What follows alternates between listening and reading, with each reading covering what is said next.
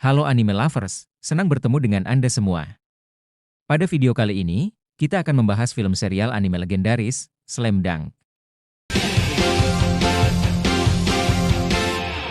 Pada video sebelumnya, setelah kekalahan Rionan saat melawan Shohoku, yang menjadikan Rionan gagal lolos ke kejuaraan nasional, Wozumi dan Ikegami memutuskan pensiun dari basket. Sementara itu, di tempat latihan, Rukawa yang biasa hadir lebih awal tampak tidak ikut latihan. Rukawa berlatih sendirian, sambil memikirkan masalah pelik yang sedang dihadapinya. Bagaimanakah kelanjutan kisahnya? Tapi, sebelum kita lanjut, jika ingin mengetahui cerita anime ini dari awal, silahkan kunjungi playlist channel Animania M6. Tak perlu berlama-lama lagi, mari kita saksikan bersama alur ceritanya.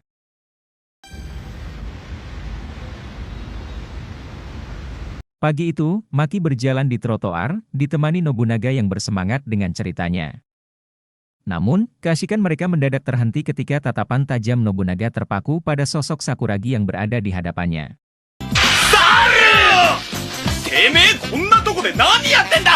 Sakuragi, yang tengah menunggu giliran masuk ke tempat pachinko, langsung memandang balik.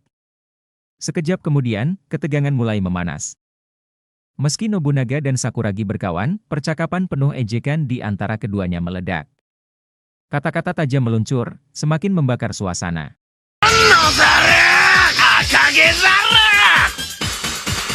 Maki memilih untuk tidak ikut campur, namun posisinya yang berada di antara dua kepala panas membuat dirinya terkena dampaknya.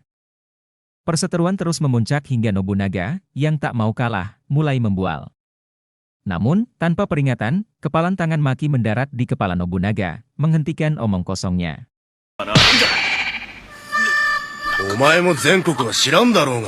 Dengan nada tegas, Maki mengajak Sakuragi untuk bergabung menonton pertandingan basket kualifikasi kejuaraan nasional di wilayah Nagoya. Sakuragi terdiam sejenak, wajahnya menunjukkan kebingungan. Setelah beberapa detik merenung, ia akhirnya setuju. Ketiganya pun meninggalkan lokasi. Sementara itu, teman-teman Sakuragi mencoba peruntungan di tempat pachinko. Namun, hanya beberapa menit berlalu, mereka dilempar keluar oleh penjaga, karena masih di bawah umur.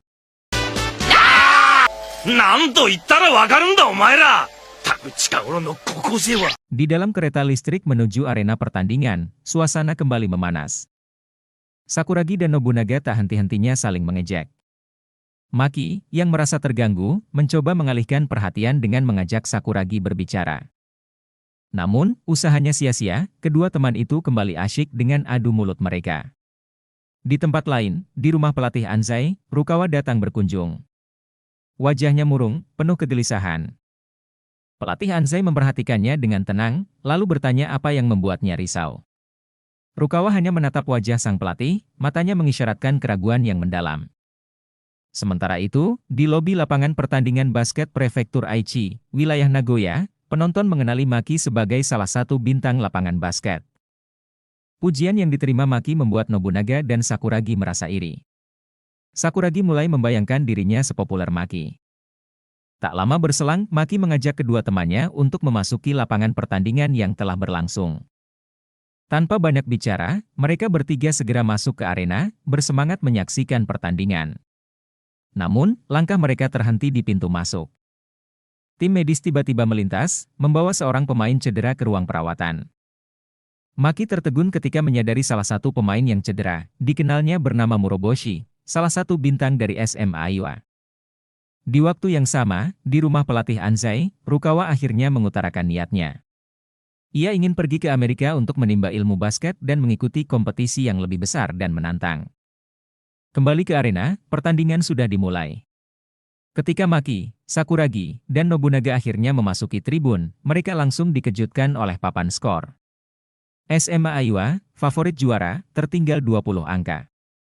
Mata ketiganya kemudian tertuju pada seorang pemain di lapangan. Postur tubuhnya tinggi besar, mendominasi permainan. Ketiganya memiliki pertanyaan yang sama memenuhi pikiran mereka, siapakah dia? Berita mengenai keinginan Rukawa pindah ke Amerika, datang seperti petir di siang bolong. Namun, wajah pelatih Anzai tetap tenang, pikirannya bekerja cepat. Dia paham ambisi besar Rukawa, keinginan untuk menjadi pemain terbaik, dan rasa hausnya akan tantangan yang lebih besar. Tapi pelatih Anzai, dengan kebijaksanaan seorang mentor, memutuskan untuk menentangnya. Dengan nada tegas namun halus, ia menyatakan bahwa Rukawa belum siap. Rukawa hanya terdiam, tatapannya tetap pada sosok pelatih yang selama ini ia hormati. Sementara itu, di arena pertandingan, SMA Aiwa sedang berjuang melawan SMA Meihō Kogyo. Aiwa, yang selama ini dijagokan, terperangah menghadapi serangan bertubi-tubi dari Meihō. Pemain bernomor punggung 15, Morishige Hiroshi, menjadi ancaman tim. Dengan tubuh raksasa dan kekuatan luar biasa, Hiroshi memporak-porandakan pertahanan Aiwa. Sendirian, ia melibas dua pemain bertahan Aiwa sekaligus, lalu menghempaskan bola dengan dunk yang mengguncang ring. Suara gemuruh dari aksi tersebut membuat seisi stadion tertegun. Pelatih Meihō tetap duduk santai, sementara peluit wasit berbunyi, memberikan pelanggaran kepada Hiroshi karena bergelantungan terlalu lama di ring. Aiwa meminta timeout. Di sisi Meihō, tak sedikit pun ada ketegangan, wajah para pemainnya tetap santai. Di tribun penonton, Maki, Nobunaga, dan Sakuragi mengamati Hiroshi dengan tatapan tajam, terkesima oleh kekuatannya. Namun, pertandingan belum selesai. Moroboshi, bintang dari Aiwa, yang sebelumnya cedera, kembali bermain setelah menerima perawatan. Ia membawa harapan baru. Dengan kepiawaiannya, Moroboshi mengolah bola dengan indah, melewati lawan, dan mengubah ritme pertandingan. Sebuah dunk spektakuler darinya membuat penonton bersorak. Sakuragi dan Nobunaga, yang masih terkesima oleh aksi Hiroshi, kini terpukau oleh kebangkitan Moroboshi. Aiwa perlahan mengejar ketertinggalan.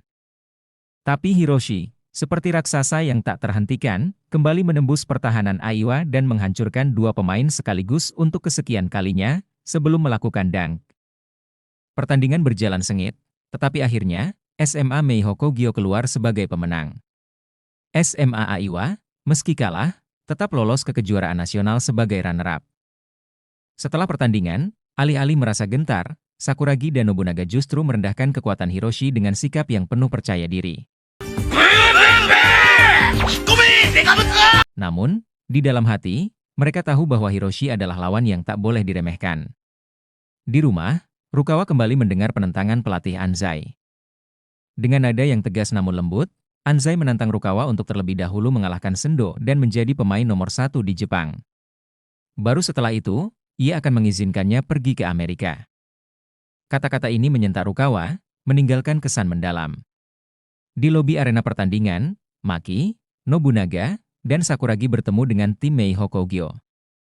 Sakuragi, yang penasaran, sengaja menghampiri Hiroshi.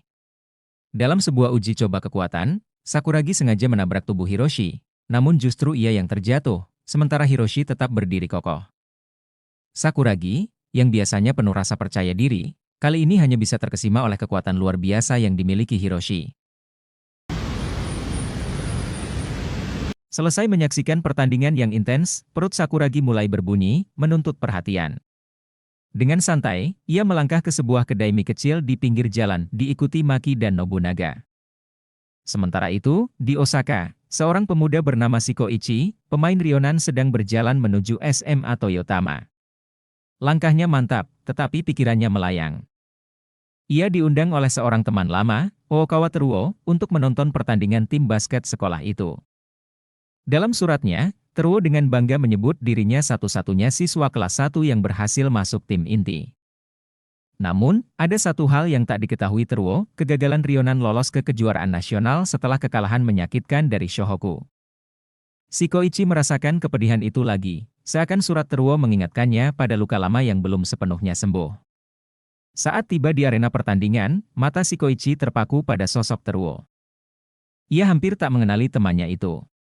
2 tahun lalu, tinggi Teruo tak lebih dari dirinya, tetapi kini Teruo telah tumbuh menjadi sosok yang menjulang, dengan postur tubuh yang atletis. Ketika mereka akhirnya bertemu, rasa canggung sejenak tergantikan oleh kehangatan persahabatan. Saat keduanya berbincang, seorang pemain dari tim SMA Toyotama, Kishimoto, tiba-tiba menghampiri mereka. Kishimoto adalah pemain kunci tim tersebut, dan kedatangannya menarik perhatian Shikoichi. Dengan percaya diri, ia memperkenalkan dirinya kepada tamu baru itu, sebagai salah satu bintang Toyotama. Namun, di Osaka, SMA Toyotama tidak dikenal sebagai tim terbaik. Pertandingan mereka melawan SMA Daiei menjadi bukti betapa beratnya kompetisi di kejuaraan nasional. Tsuchiya, pemain kunci dari SMA Daiei, tampil dominan. Dengan gerakan lincah dan strategi yang matang, tim Daiei terus-menerus mengalirkan bola ke arahnya. Pertahanan Toyotama, meski dipimpin oleh Kishimoto, terlihat kewalahan menghadapi kecepatan dan keakuratan Tsuchiya. Pada satu momen, Kishimoto mencoba menghentikan pergerakan Tsuchiya. Tubuhnya menegang, siap menghadang, tetapi Tsuchiya dengan tenang melewatinya dan melepaskan tembakan yang mulus ke arah ring. Bola itu masuk tanpa hambatan, membawa poin tambahan bagi Daiei dan semakin menenggelamkan harapan Toyotama untuk mengejar ketertinggalan. Di pinggir lapangan, Shikoichi menyaksikan pertandingan itu dengan perasaan campur aduk. Pertemuan dengan Teruo membawa kenangan masa lalu, tetapi pertandingan ini memberinya gambaran nyata tentang betapa ketatnya persaingan di dunia basket sekolah menengah atas.